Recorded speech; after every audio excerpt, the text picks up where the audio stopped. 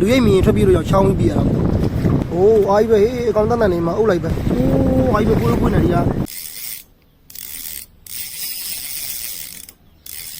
အားလုံးပဲမင်္ဂလာပါခင်ဗျာကျွန်တော်တို့ဒီတစ်ခေါက်မှာတော့ဒါရွှေသံကန်းချီမှာရှိတဲ့ကျောင်းတကားကျွန်းလို့ခေါ်တဲ့ကျွန်းကိုပေါ့နော်ဒါကျွန်တော်တို့လေးနဲ့သွားပြီးတော့ဒါငရကြကွန်ပြဖို့ရောက်နေတာဖြစ်ပါတယ်ဒီငရကြဆိုတဲ့ငါးတွေကပေါ့နော်ကျွန်တော်တို့ကြောက်ပုံတွေရဲ့မြောင်းနေတဲ့မှာရင်းကြီးလေးတွေလိုက်ပြီးတော့ခွာစားနေတာပေါ့အုပ်လိုက်ဒါကိုကြည့်ပြီးပြဖို့ကကြည့်တတ်ဖို့လည်းလိုပါသေးတယ်ဒါအခုအဲ့ဒီငါးအုပ်ကဘယ်လိုနေရာမှာစားနေတယ်အဲ့ဒါပြီးအုပ်ဘယ်လောက်များတယ်ပေါ့နော်ဒါကိုသူတို့ရဲ့ဘေးကအယောင်နင်းလေးတွေကိုဒါကြည့်တတ်တဲ့လူကကြည့်ပြီးတော့မြင်ပြီးတော့ဒါအုပ်အနေအများပေါ်လိုက်ပြီးတော့ကျွန်တော်တို့ကွန်ပြရတာပေါ့ဒါကူဒီရှေ့ကကိုကငါးကိုဘယ်နှမှာစားနေတယ်အုပ်ဘယ်လောက်များတယ်လိုက်ပြီးတော့ရှောင်းနေတာဖြစ်ပါတယ်ရှေ့ကနေပြီးဒါကျွန်တော်တို့လိုင်းကျိုးစားကလေးတွေပေါ့အဲ့လိုလိုင်းကျိုးစားကလေးတွေမှာလည်းဒီလိုငါးအုပ်ကလေးတက်ပြီးတော့စားတယ်ပေါ့နော်ဇင်းကောင်းလေးတွေမှာလည်းတက်စားတယ်သူတို့ကရင်းကြီးလေးတွေကိုလိုက်ပြီးစားတာပေါ့ဒါဒီဘက်ကကြောင်မြောင်းထဲမှာလည်းစားတယ်ပေါ့နော်ဒါဒီကိုကကြောင်မြောင်းထဲမှာစားရတဲ့ငါးအုပ်ကိုတွေ့ပြီးတော့ဒါသူစိုက်ပြစ်ပြီးပေါ့လူရိပ်မြင်ထွက်ပြေးလို့ချောင်းပြီးပြရတာပေါ့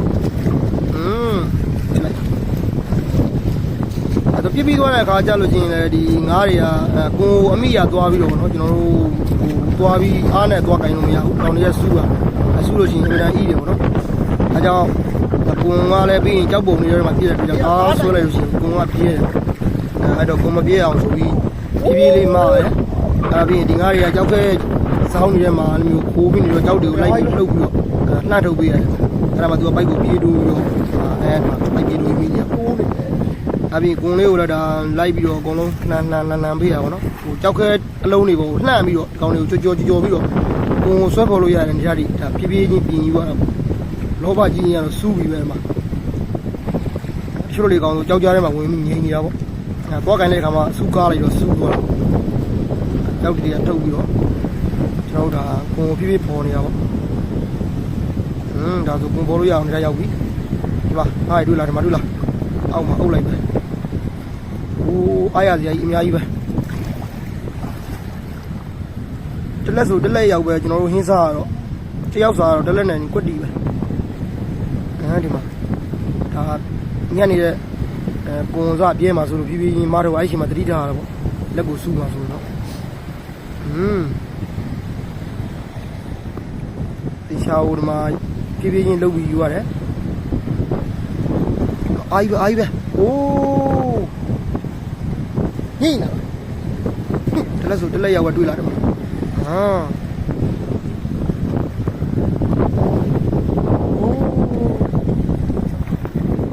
ကြောက်တော့ကြီးဒီမှာအခုလို့ဆွဲရတာမအောက်ကကြောက်တော့တုံးကညိနေသေးတယ်ပြုတ်သွားရပြီဝါ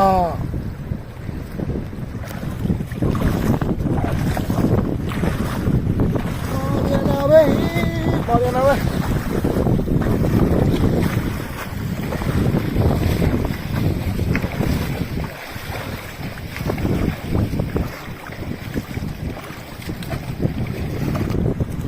โอ้အားကြီးပဲဟေးအကောင်တန်းတန်းနေမှာအုပ်လိုက်ပဲအကောင်တန်းတန်းနေလောလောက်အုပ်လိုက်ပဲလွယ်ပလန်သေးနေလား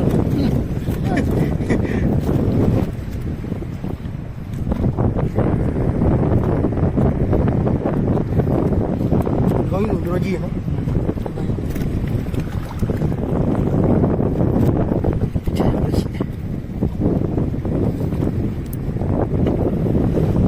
ဒုတိယလက်ကိုပြစ်ဖို့တော့ထပ်ပြီးတော့ဒါရှေ့ကမြောင်းထဲမှာသူစားနေကြတော့လို့ရှောင်းနေ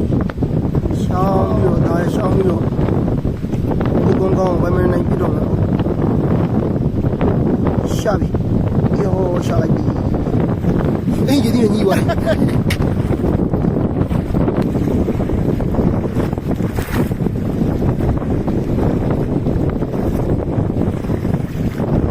င်ဗျာမရလိုက်တော့ဘူးလားအေးဘောဟိုဖြစ်သွားတော့အေးကြီးကြီးညီသွားတာကြီးโอ้အဲ့တော့အားကြီးပဲတော့အုတ်ကြီးတုံးလုံးအင်းကြီးကြီးနဲ့ညီသွားတော့အောက်ကနည်းနည်းဟာပြီးတော့တော်တော်များများလေးထွက်သွားသေးတယ်ဒါတော့အားကြီးပဲတော့မကြည့်ဘူးโอ้အားကြီးပဲကိုယ်နေရဘေးလေးနဲ့ကိုကြည့်တယ်ဆိုအဲ့လိုမျိုးဒီဘေးကလင်းလေးလေးကိုကြည့်တာပေါ့အဲ့လိုမျိုးဒင်းပြီးတော့စားနေတာအုတ်လိုက်တာကိုကခုံမတက်ပြီးစားတာကြောက် ကြောက်စလိကုန်းမှာလို့လေးဒါကိုနည်းနည်းဒီပြင်းဆိုလို့အိုးအိုင်ပဲဟူးအေးကြီးကြီးမလို့မဲဟုတ်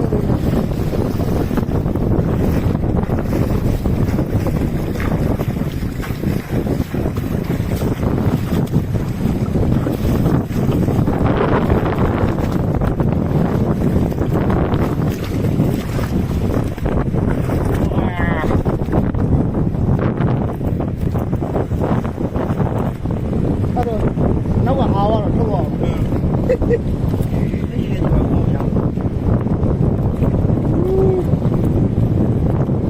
ကောင်လေးကစူးနေတယ်ဆိုစူးတော်နဲ့မြည်ပြီးတလက်မြည်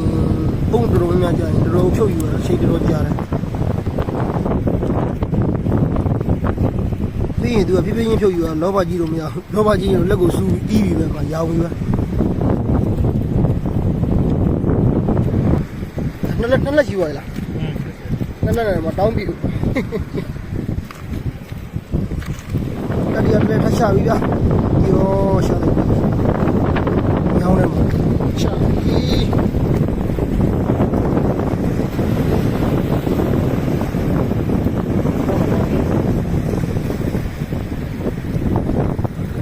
သူကငယ်ချပုံပြရတာလေတားတိုင်လည်းမကောင်းဘူးလေတိုက်လို့ရှိရင်လေးစုံကိုစမ်းပြရတဲ့ကောင်လို့ပြောတယ်သူကထင်တယ်လို့လိုချင်တဲ့နေရာမရောက်ဘူးပြီးရင်ကိုမပွင့်တော့ဘူးအဲဆိုလဲဒီငါ့ကိုချက်ကောင်းကောင်းမကြောက်ဘူးအဲ့တခုလဲနည်းနည်းလေးညရတာပေါ့လို့ဒီ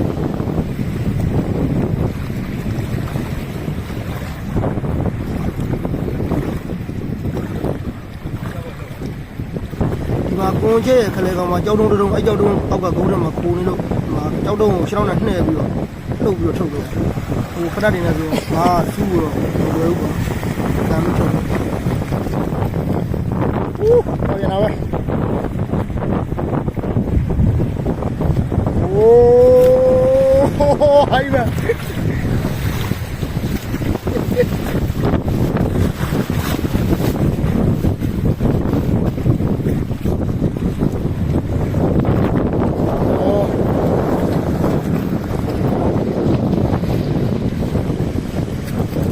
แม่หมด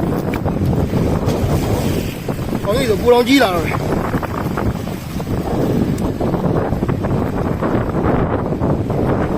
3ယောက်လာတာ3လည်းပဲပြည့်တယ်ပြီးဒါ3ယောက်စာရသွားရင်ပြန်တော့မှာကျွန်တော်တို့အချောသားတွေကပါလာဒီခောက်ပါ